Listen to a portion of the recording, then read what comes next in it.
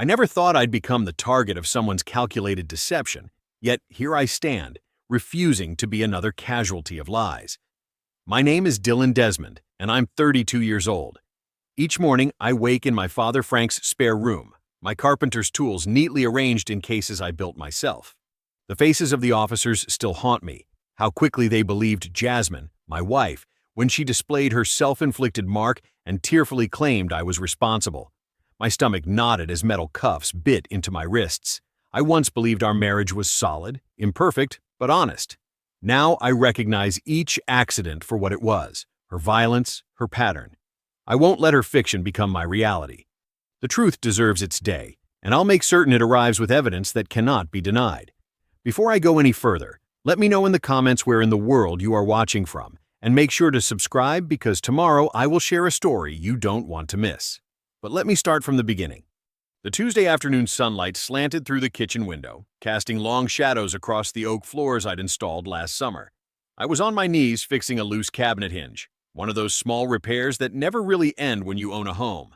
The electric screwdriver hummed in my hand as I tightened the final screw, my fingers working with the precision that comes from years of carpentry. "Perfect," I muttered, giving the cabinet door a test swing. Smooth as silk. I hadn't heard Jasmine come in, but suddenly she was there, leaning against the doorframe. Her dark hair was pulled back tight, highlighting the sharp angles of her face. She wore the expression I'd grown too familiar with lately, lips pressed thin, eyes narrowed. "You think fixing cabinets makes you a husband?" she snapped, arms crossed over her chest. I set the drill down on the counter, careful not to show my frustration. I think it keeps the place from falling apart. The cabinet had been rattling for weeks. I'd promised to fix it, and now I was. Simple as that. But nothing was simple with Jasmine anymore. She pushed off from the doorframe and stalked toward the refrigerator, yanking it open with unnecessary force. This is exactly what I'm talking about. You'd rather play with your tools than talk to me. "It's not playing, it's maintaining our home," I said, keeping my voice even. I'd learned that raising my voice only escalated things. "And I'm almost done here." Jasmine slammed the fridge door shut, making the magnets dance and clatter. When she turned back to me, something had changed in her expression. She held her right wrist up, displaying a reddening mark across the pale skin. "Look what you did," she said, voice suddenly softer but edged with accusation. I stared at her wrist, then back at her face, confusion washing over me. "Jasmine, I didn't even touch you." "You grabbed me," she insisted, stepping closer, her voice rising. "When I tried to get your attention, you grabbed my wrist and squeezed." The accusation hung in the air between us. My hands hadn't been anywhere near her. I'd been kneeling at the cabinet, focused on the hinge, tool in hand the entire time. "No," I said firmly. "I've never laid a hand on you. Not today, not ever." Her lips curled into something between a smile and a sneer. "That's your story? Watch this." She pulled her phone from her pocket, fingers trembling in a way they hadn't been seconds earlier. She dialed, holding my gaze the entire time. "Yes, officers? My husband just hit me. I need help." I froze, the screwdriver still in my hand. "Jasmine, don't do this." But she was already giving our address, her voice breaking perfectly on cue. I stood there, stunned into silence as she described how I'd attacked her. The lie unfolded with practiced precision. When she hung up, she looked at me with cold determination. "You should have paid more attention to me." Minutes stretched like hours as we waited, standing on opposite sides of the kitchen. I tried reasoning with her, but she'd locked into her story, rehearsing it under her breath. The doorbell finally rang, and my heart sank to my stomach. Two officers filled the doorframe, expressions professionally neutral. One was older, gray at the temples, the other younger with close-cropped hair. Their uniforms looked crisp against the fading daylight behind them. "Sir, step outside," the older officer instructed, gesturing to the porch. I complied without argument, setting the screwdriver down and walking slowly toward the door. As I passed Jasmine, I caught the flash of satisfaction in her eyes. Outside, the younger officer positioned himself between me and the door while his partner spoke with Jasmine inside. Through the window, I could see her lifting her wrist again, her face a perfect mask of fear. When the older officer returned, his expression had hardened. "Sir, your wife says you grabbed her wrist hard enough to leave marks. She says this isn't the first time." "That mark isn't from me," I said, my voice firm but shaking underneath. "I didn't touch her." I was fixing a cabinet hinge when she came in. Behind the officer, Jasmine appeared in the doorway, arms wrapped protectively around herself. She whispered, loudly enough to be heard, "I'm scared of him." The younger officer moved forward, pulling handcuffs from his belt. "Sir, turn around and place your hands behind your back." The cuffs clicked around my wrists. Cold metal, hot humiliation. I caught the eye of Mrs. Reeves across the street, watching from her porch with undisguised interest. By morning, the whole neighborhood would know. They led me to the patrol car, reading my rights as red and blue lights splashed across the house I'd spent years making perfect. The last thing I saw before they closed the door was Jasmine standing on our porch, one hand delicately cradling her wrist, the picture of a victim. At the station, they placed me in a holding cell with buzzing fluorescent lights and a hard bench. I sat there, staring up at those humming tubes, trying to process how quickly my world had collapsed. Jasmine's voice played on repeat in my head. My husband just hit me. But I hadn't. I never had. I slept maybe an hour that night in the holding cell, the fluorescent lights buzzing like angry wasps above me. When morning finally came, the cell door clanged open and a tired-looking officer called my name. "Desmond, your bail's been posted." I followed him down a corridor that smelled of industrial cleaner and stale coffee. In the waiting area, Dad stood with his arms crossed, jaw set, in that way it always did when he was holding back words. Frank Desmond wasn't a man who wasted breath on small talk, especially when something serious was brewing. "Son," he said, nodding once. His weathered face looked older than it had just days before. The drive back to his place was quiet for the first few minutes. I watched the town roll by through the passenger window, everything looking normal outside while my life had imploded. "You want to tell me what happened?" Dad finally asked, his knuckles white on the steering wheel. I told him everything: the cabinet hinge, Jasmine's sudden accusation, the police. By the time I finished, we were pulling into his driveway. "She's playing you, son, and she's good at it." His voice was low, controlled. "Those marks? She do them herself?" I nodded slowly. "Had to be. I never touched her." Dad's face hardened. "I've seen women like Jasmine before. They smile in public, but behind closed doors?" He shook his head. "She's been showing her true colors for a while now, hasn't she?" The question hung between us. I'd never told him about the shoving, the thrown objects, the nights I'd sleep in the spare room just to have some peace. "Yeah," I admitted, "but I didn't think she'd go this far." Inside, Dad's house smelled the same as it always had: sawdust and coffee. The workshop out back had been his livelihood for 40 years, and now mine too. I sank onto his couch, suddenly exhausted. "You should get some rest," he said. "Tomorrow we figure out next steps." But rest didn't come. I laid awake on Dad's couch that night, watching shadows from passing cars stretch across the ceiling. Every time I closed my eyes, I saw Jasmine's face. Not just from yesterday, but flashes from the past 2 years. The time she'd shoved me into the bookcase when I came home late from a job. The coffee mug that sailed past my head when I forgot to call during a supply run. The night she locked me out in December because I'd spoken to our neighbor for too long. I'd told myself it wasn't abuse because I was bigger, stronger, because I could handle it. What kind of man couldn't handle his own wife's temper? Now I saw how backward that thinking had been. Around 3 a.m., I gave up on sleep. I grabbed Dad's laptop and started searching. False domestic violence accusations. Wrongfully accused. Defense attorney's domestic violence. One name kept appearing in local news articles: Dana Parker. Her website showed a professional woman in her 40s with sharp eyes and testimonials from clients who'd faced situations eerily similar to mine. By sunrise, I'd emailed her office and left a voicemail explaining my situation. At 8:45 a.m., my phone rang. "Mr. Desmond? Dana Parker, returning your call. I have an opening at noon today if you'd like to come in."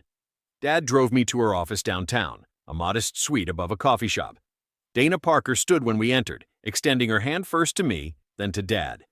"Tell me what happened," she said after we sat down. No preamble or small talk. I walked through everything again, including the parts I'd been ashamed to admit. Jasmine's escalating aggression over the past year, how I'd minimized it, how I'd never documented anything.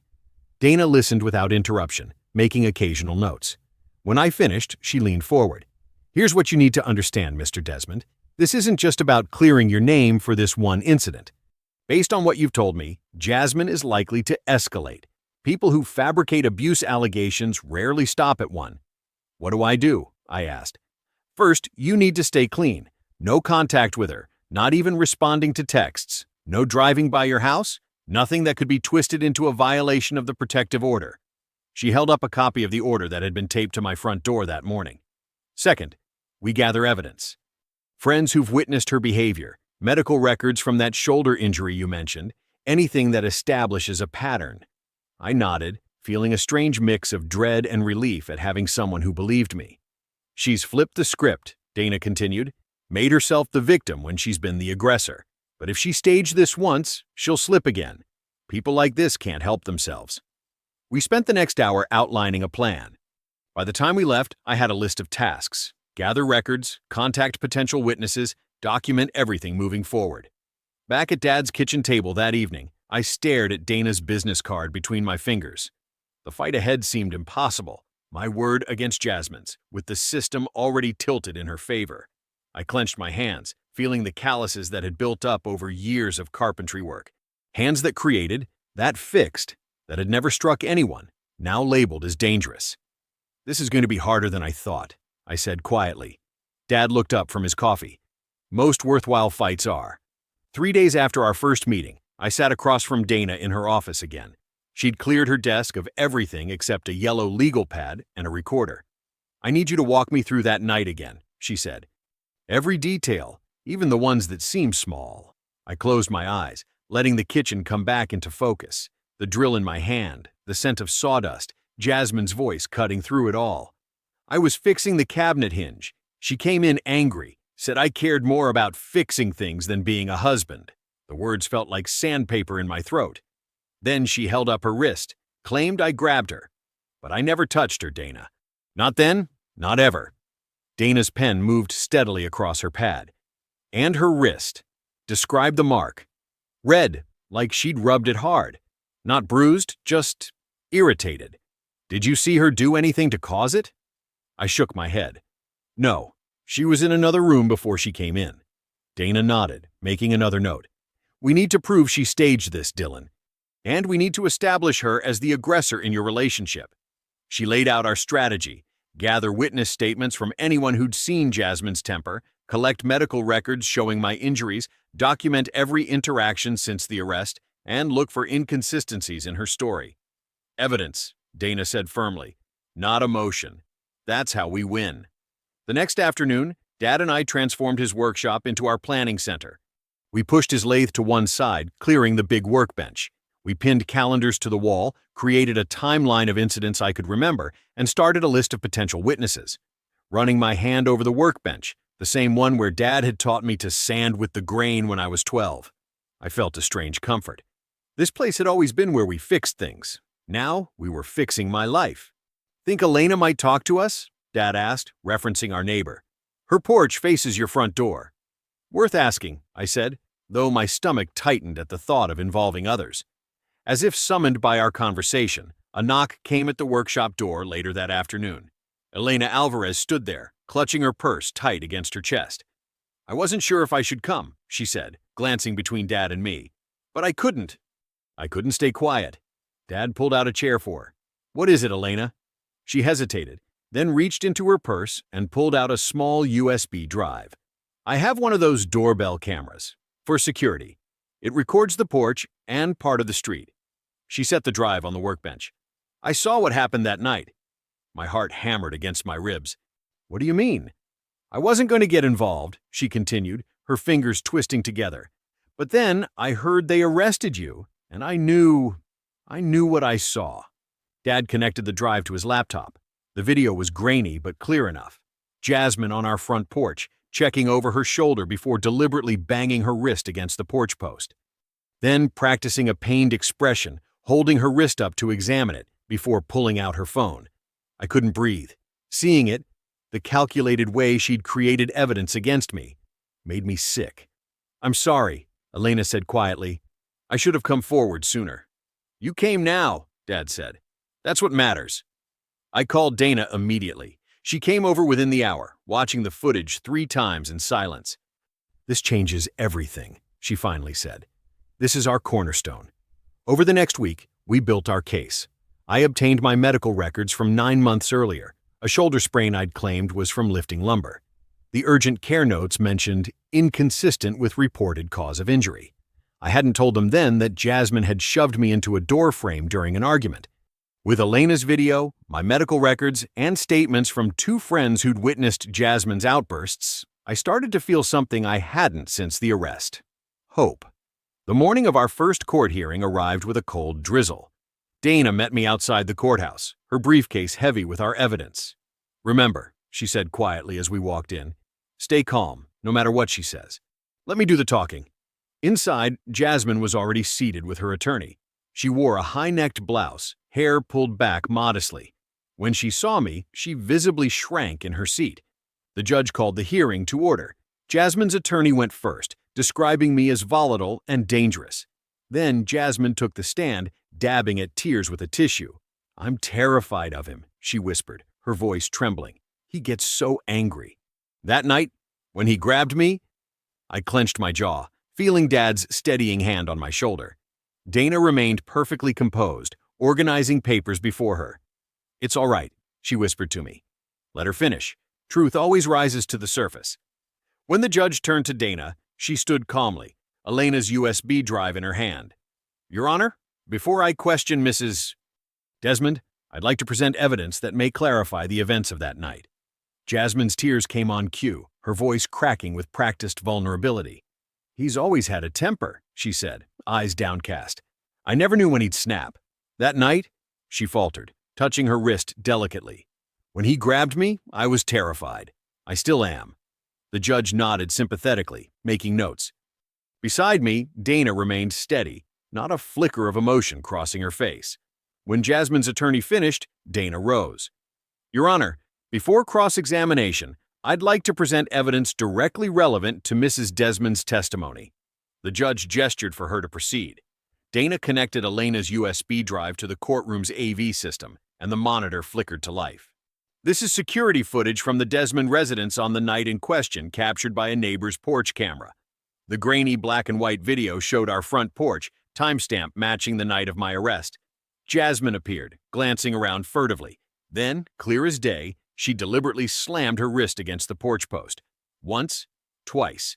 She examined the mark, practiced a pained expression, then pulled out her phone. The courtroom went silent. I could hear my own heartbeat. Jasmine's attorney jumped up. "Objection! We've had no opportunity to authenticate this footage." "The neighbor who provided this footage is present today," Dana countered smoothly. "Elena Alvarez can testify to its authenticity." The judge studied the frozen image on the screen. "I'll allow it. Ms. Alvarez will need to be sworn in." Elena testified nervously but clearly, confirming the camera's position and the unaltered nature of the footage. When she stepped down, Dana turned to Jasmine, who sat rigid, color draining from her face. "Mrs. Desmond, would you care to explain what we just saw?" Jasmine's mouth opened and closed. That's not what it looks like. It looks like you deliberately injured yourself and then called police to report your husband had assaulted you," Dana said evenly. "Is there another interpretation?" "I was upset," Jasmine stammered. "Dylan had already hurt me inside. I was just making sure there was evidence." I felt sick. Even now, caught in her lie, she couldn't tell the truth. Dana presented my medical records next, highlighting the shoulder injury from months earlier that matched the pattern of being shoved, not a work accident as I'd reported. The judge listened to everything, expression unchanging. When both sides finished, he cleared his throat. "Based on the evidence presented, I'm modifying the protective order. Mr. Desmond will maintain a distance of 100 feet from Mrs. Desmond and her workplace, but may return to work and resume normal activities." He looked directly at Jasmine. "The court takes domestic violence allegations very seriously. Equally serious is evidence suggesting fabricated claims." Relief washed over me like cool water. Not a full victory, but the first break in the clouds. Outside the courthouse, Dad clapped my shoulder. "First step," he said gruffly, eyes bright. "Truth's coming out." Dana joined us, tucking files into her briefcase. "Good start." The prosecutor was in the back of the courtroom, taking notes. They don't like inconsistencies in police reports. "What's next?" I asked. "We continue gathering evidence. This isn't over." That evening at Dad's, I sat on the porch swing, feeling lighter than I had in weeks. The workshop lights glowed in the dusk, tools put away, our war room temporarily quiet. Dad brought out 2 beers, handed me one. You're thinking it's almost over. I nodded. The judge saw through her. With the video, son, he interrupted gently, people like Jasmine don't just give up when they're caught. They double down. I took a long pull of my beer. The wooden swing creaked beneath us, same sound it had made since I was 10, watching fireflies from this exact spot. Dana thinks the prosecutor might look at filing charges against her, I said. False reporting. Perjury, maybe. Dad nodded. Could happen, but don't count on the system moving fast. I just want my life back. He looked at me, eyes serious in the fading light. You'll get it back. Different, maybe, but yours. We finished our beers in comfortable silence. For the first time since the cuffs had clicked around my wrists, I slept without jerking awake every hour. The next morning, I was pouring coffee when my phone buzzed. Dana's name flashed on the screen. Dylan, she said without preamble, Jasmine filed another report yesterday evening. She's claiming you threatened her in the West Side Mall parking lot. The mug slipped from my hand, shattering on the kitchen floor. Coffee spread across the tiles like spilled ink. What? I wasn't anywhere near. I know. She's escalating, just like I warned. The police want to talk to you. The fear crashed back, a wave erasing my footprints of hope from the sand. I stared at my phone screen, reading Jasmine's accusation for the 3rd time. According to the police report, I had cornered her in the West Side Mall parking lot yesterday at 2:15 p.m., screaming threats while grabbing her arm. My hands trembled with anger. This is insane, I told Dana, pacing Frank's kitchen while she listened on speakerphone. I was at the Richardson job site all day. We're rebuilding their deck. I didn't leave once. That's exactly what we need to prove, Dana replied, her voice steady. Who can verify your whereabouts? My foreman, Mike. The whole crew. We were all there from 7 to 5. Good. I need you to get time cards, sign-in sheets, anything with timestamps, and check if the site has security cameras. I ran a hand through my hair. The construction office might have footage. They've got cameras at the entrance where we swipe in. Perfect. I'll request your phone's GPS records too. Don't delete anything. Texts, calls, photos from yesterday. We need to establish an airtight timeline. After hanging up, I immediately called Mike. He answered on the 2nd ring. Mike, it's Dylan. I need a huge favor. I explained the situation while he listened silently. Jesus, Dylan, your ex is something else, he finally said. I'll pull your time card records right now. And yeah, the trailer has cameras facing the lot. I'll talk to the site manager about saving that footage. Thanks, man. I need everything you can get. Don't worry, we've got your back. The support meant more than he knew. Since Jasmine's first accusation, some friends had quietly disappeared, uncomfortable with the situation or unsure who to believe. But others had stepped up in ways I never expected. As I ended the call, I felt the anger bubbling up again. I wanted to drive to our old house, confront Jasmine, demand to know why she was doing this. My fingers curled into fists at my sides. One direct conversation could... No. Dana's warning echoed in my head. Do not contact her. Not by phone, not by text, not through friends. Any interaction will be twisted against you. Instead, I walked out to Frank's workshop and grabbed a piece of oak scrap. I needed to channel this energy somewhere before it consumed me. The familiar rhythm of sandpaper against wood slowly steadied my breathing. That evening, Frank and I sat on his porch. The temperature had dropped, but I barely noticed. All I could feel was the weight pressing down on my chest. I thought we were turning a corner, I said, voice tight. After the video, after the judge saw what she did, I slammed my palm against the porch railing. Now I'm right back in the nightmare. Frank watched me quietly, waiting for the burst of anger to pass. You're not back where you started, he finally said. First accusation, you had no proof, no plan. Now you've got Dana, you've got evidence she's lied before, and you've got people standing up for you. But it doesn't stop her from making new claims. I rubbed my face. What if the evidence isn't clear enough? What if people believe her again? That's where faith comes in, Frank said. Not the religious kind, though that helps some people. I mean faith in the process. In doing the next right thing and trusting it adds up. The days that followed stretched my nerves thin. I kept working, kept my head down, but jumped every time my phone rang. Dana called daily with updates. She'd filed for the GPS records, submitted requests for the mall's security footage, prepared motions to dismiss Jasmine's new claims. Mike came through with my time card, showing I'd clocked in at 6:52 a.m. and out at 5:07 p.m. on the day in question. The site security footage clearly showed me in the background during a materials delivery at 2:30 p.m., 15 minutes after I was supposedly threatening Jasmine across town. Still, waiting for all the pieces to come together was torture. Every night I'd lie awake wondering what Jasmine would claim next, how much more damage she could do before the truth caught up. On the fourth night, my phone rang just after 11. Dana's name flashed on the screen. "Dylan," she said, her voice tight with controlled excitement. "I just got a call from the detective assigned to your case. The mall sent over their security footage from the parking lot." I sat up straight, suddenly wide awake. "And? You weren't there, obviously, but Jasmine was." Dana paused. "They caught her on camera at 2:10 p.m., sitting alone in her car. She looks around to make sure no one's watching, then slams her own arm in the car door, hard. Then she sits there crying for a minute before calling someone, presumably the police." My mouth went dry. Just like the porch video, she'd been caught red-handed. "She staged it," I whispered. Again. "Yes," Dana said firmly. "And this time, we've got her." Dana's office felt different this time, less like a bunker we'd retreated to, and more like Command Central. I leaned forward in my chair, watching the mall's security footage for the third time. There was Jasmine, looking over her shoulder in the parking lot. She climbed into her car, then looked around again before deliberately, slowly, slamming her own hand in the car door. The camera caught everything: the calculated movement, the pause as she seemed to assess if the injury was convincing enough, then the performance of pain that followed. My stomach twisted with a mix of disgust and vindication. "Play it again," I said, my voice sounding hollow even to me. Dana shook her head. "We've seen enough. This, combined with Elena's footage from your porch, establishes a pattern of self-inflicted injuries." I rubbed my eyes. "I lived with her for 3 years. How did I not see what she was capable of?" "Because you weren't looking for it," Dana replied, gathering papers on her desk. "Most people don't expect someone they love to weaponize the legal system against them." She laid out the evidence on her desk like puzzle pieces finally fitting together. Elena's video, showing Jasmine rehearsing her cry and banging her wrist on the porch post. The mall footage of her slamming her hand in the car door.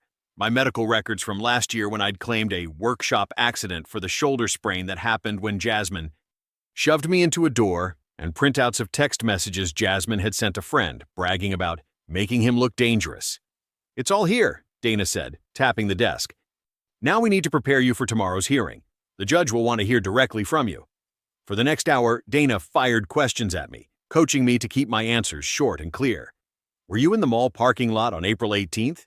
"No, I was at my construction site from 6:52 a.m. until after 5 p.m. "Have you ever struck Jasmine?" "No, I have never hit Jasmine or any woman." "Has Jasmine ever been physically aggressive with you?" "Yes, multiple times over the past year." "Don't elaborate unless asked," Dana instructed. "Let the evidence speak for itself." By the time we finished, afternoon sunlight slanted through her office blinds. I felt drained but focused, like after a long day framing a house, exhausted but with something solid to show for it. That evening, Frank and I sat in his workshop. The war table, as we'd started calling it, was covered with copies of everything Dana had organized.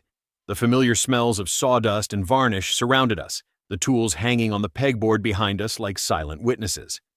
"Tomorrow's it," Frank said, running his thumb along the edge of the workbench. "You ready?" I nodded slowly. As ready as I'll ever be. The workshop had always been a place of creation for us. My earliest memories were of standing on a stool beside Frank, learning how different woods had different grains, how to respect the tools, how to measure twice and cut once. Now it had become our refuge, the place where we'd piece together the case that might save me.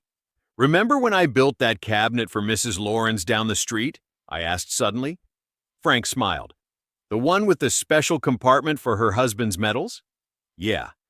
I spent 3 extra days getting those joints perfect." I traced a finger over the grain of the workbench. "I've always believed in doing things right, in making something that lasts. I thought my marriage was built the same way." "Some people don't want solid," Frank said quietly. "They want control." I looked at the pile of evidence, proof of Jasmine's lies, her manipulation, her violence. "Tomorrow, I'm not just clearing my name. I'm showing her for who she really is." The next morning, the courthouse hallway buzzed with quiet conversation. Dana stood beside me, reviewing notes while we waited for the judge. I kept my eyes forward, avoiding the stares from strangers who had no idea what the past weeks had been like. Then, Jasmine appeared at the end of the hall. My body tensed automatically. She walked toward us, flanked by her attorney, a thin man with wire-rimmed glasses. Instead of veering away, she broke from her lawyer and approached me directly. Dana stepped forward. "Miss Desmond, you should not—" But Jasmine had already sidled up, leaning close enough that I could smell her perfume, the same scent that once filled our closet, our bathroom, our bed. "Dylan," she whispered, her voice honey-sweet with poison underneath. "Just tell them you hit me, and I'll make it all go away." I stared at her, stunned by the audacity. The woman who'd put me through hell, who'd tried to destroy my life with lies, still thought she could manipulate me. I stared at Jasmine, taking in the calculated innocence on her face. Her eyes, the same eyes I'd woken up to for years, showed not a hint of remorse. Just cold calculation. "You want me to confess?" I kept my voice low, steady, even as my pulse hammered in my throat. "To something I never did?" Jasmine stepped closer, her perfume a sickly sweet cloud between us. "It's just easier this way, Dylan. Say you have a temper, that you're getting help. We can work this out." The audacity of it hit me like a physical blow. After everything, the false police reports, the staged injuries, the lies that had nearly cost me my freedom, my reputation, my future, she still thought I'd roll over. "There's nothing to work out," I said, the words coming out clear and firm. "You lied to the police. You hit me behind closed doors for months. You tried to erase me with false claims." Her smile faltered, that practiced mask slipping for just a second. "I have the videos, Jasmine.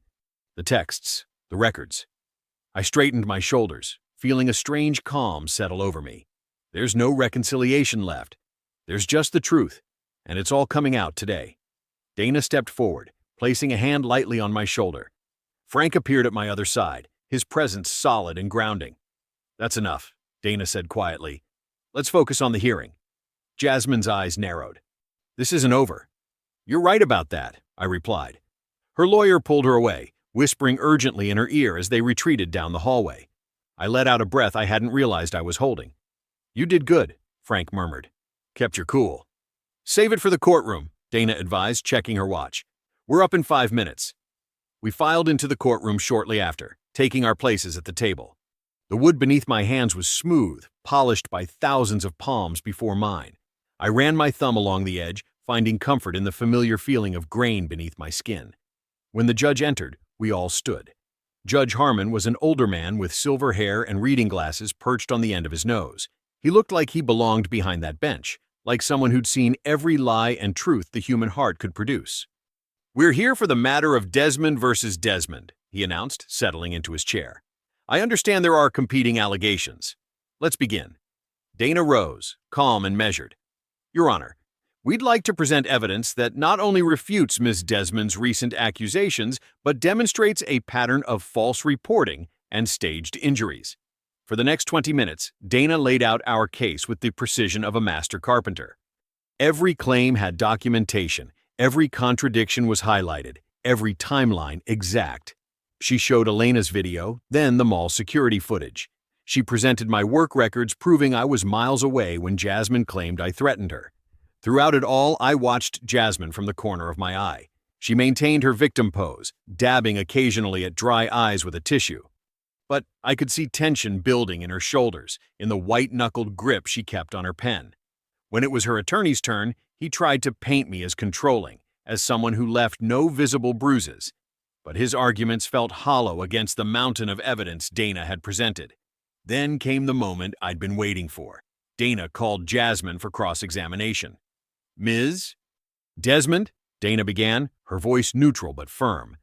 "Could you explain the discrepancy between your statement that my client threatened you at 2:15 p.m. on April 18th and the security footage showing you alone in that parking lot at precisely that time?"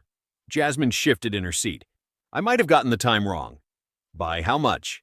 "I don't know. An hour, maybe." Dana nodded, retrieving another document. "And yet, my client's time card shows him at work continuously from 6:52 a.m. until 5:17 p.m. that day, 20 miles away." "He must have left during lunch," Jasmine insisted. The site security footage shows he didn't. Dana approached with the next exhibit. Now about the video showing you striking your wrist against a post before calling police. That's taken out of context. Jasmine's voice rose. What context would explain deliberately injuring yourself before reporting assault? Judge Harmon leaned forward, pen poised above his notepad, eyes intent on Jasmine. He made me do that, Jasmine snapped. Made you? Dana pressed. How exactly did my client, who wasn't present, make you injure yourself? The courtroom fell silent. Jasmine's eyes darted around, landing on me with sudden fury. Because he deserved it, she shouted, half rising from her chair. After everything, his constant perfectionism, his stupid quiet judgment, he deserved to know what it feels like to be helpless. The words echoed in the sudden silence. Judge Harmon's pen stopped mid-stroke. Her own lawyer's mouth hung open. Dana stood perfectly still, letting the outburst settle over the room. And in that moment, as Jasmine realized what she'd admitted, I saw something I'd never seen on her face before. Fear. The courtroom sat in stunned silence after Jasmine's outburst, every eye fixed on her as the echo of her words hung in the air. She deserved it. She made me do that.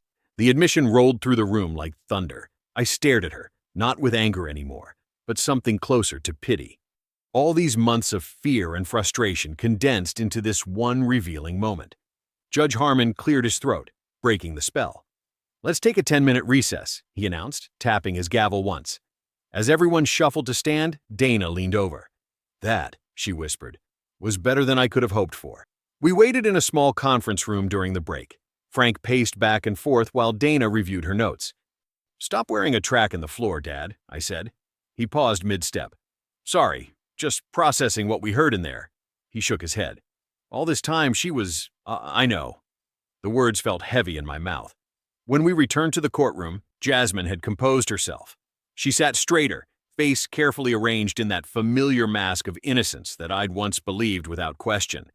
Judge Harmon called the court back to order, then nodded to Dana. Counselor, you may continue. Dana rose smoothly. Your Honor, I believe Ms. Desmond's outburst speaks volumes, but allow me to summarize the evidence before the court. She lifted each item as she named it. We have Elena Alvarez's security footage showing Ms. Desmond deliberately injuring herself before calling police to report assault. We have Mr. Desmond's medical records documenting a shoulder injury consistent with being pushed, an injury he initially didn't report as domestic violence out of shame. I remembered that doctor's visit, the way I'd mumbled about falling against a door, the skeptical look in the physician's eyes. Dana continued, We have security footage proving Mr. Desmond was nowhere near the parking lot where Miss Desmond claimed he threatened her.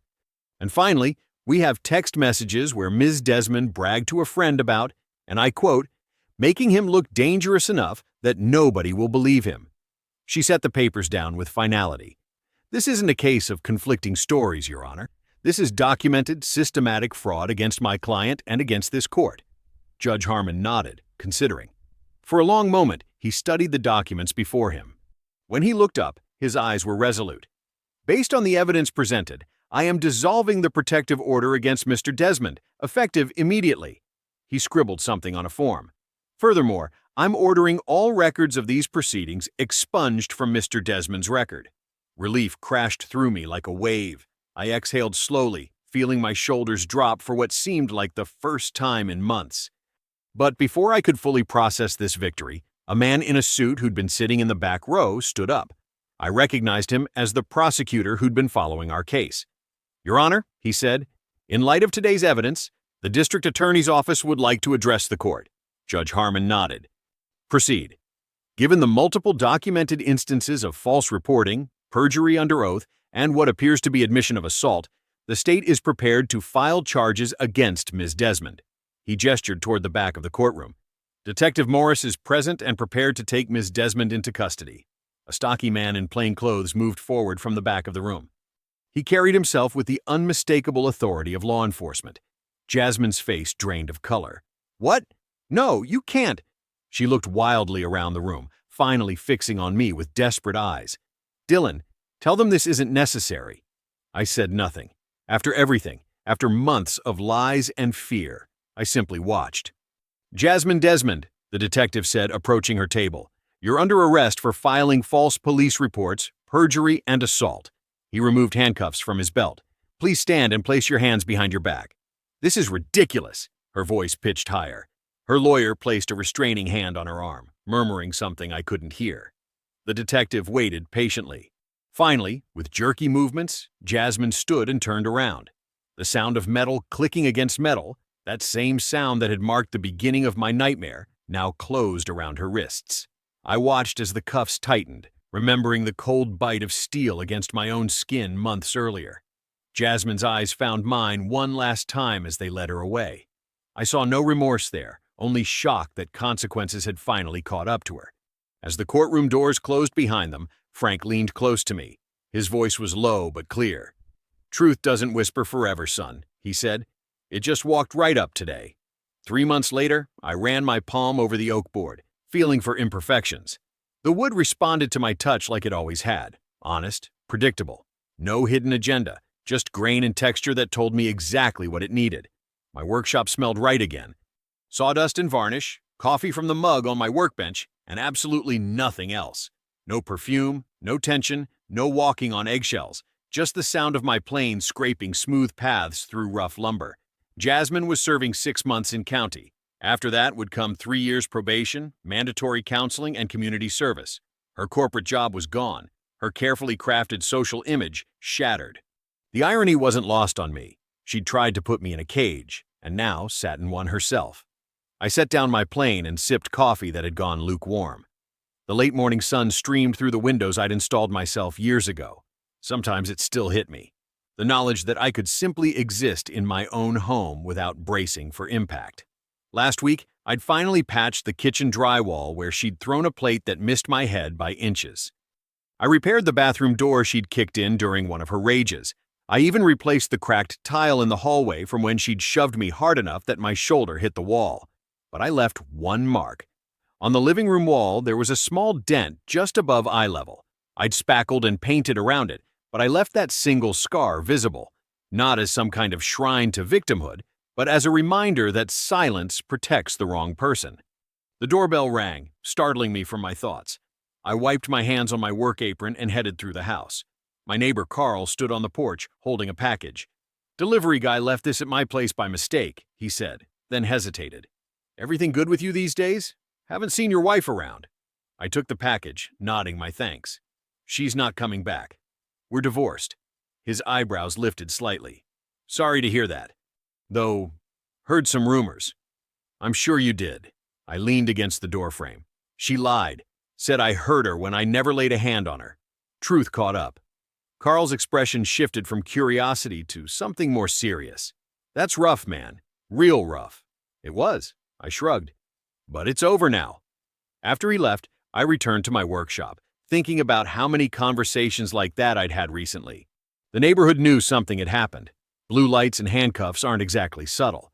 But I'd learned to answer simply, without embellishment. The truth didn't need dressing up. That evening, Frank came by with pizza. We sat on the back deck with our plates balanced on our knees, watching the sunset paint the sky orange and purple. "You thought about dating again yet?" he asked, reaching for another slice. I chuckled. "Not even close." Frank nodded. "Fair enough." He took a sip of his beer. "Remember when I taught you to drive stick shift? How you stalled that old truck about 50 times before you got it?" The memory made me smile. Dad's ancient Ford pickup, grinding to a halt at every stop sign until I finally got the timing right. "Some lessons you only need to learn once," I said. Frank pointed his beer bottle at me. "And some people only need to make you a victim once." We fell quiet, letting that truth settle between us. The silence felt good, comfortable, not like the hollow silence I'd maintained while Jasmine's abuse escalated. That silence nearly cost me everything. Later, after Frank left, I stood in my living room looking at that single dent I'd chosen to keep. I ran my finger over its shallow curve, remembering the sound of Jasmine's voice telling the officers I was dangerous. You know, if you're reading this or hearing this story and someone's tried to erase you with lies, I want you to understand something. I didn't win by shouting louder than Jasmine. I didn't win by matching her drama or her manipulation. I won because I refused to bend when truth was on my side.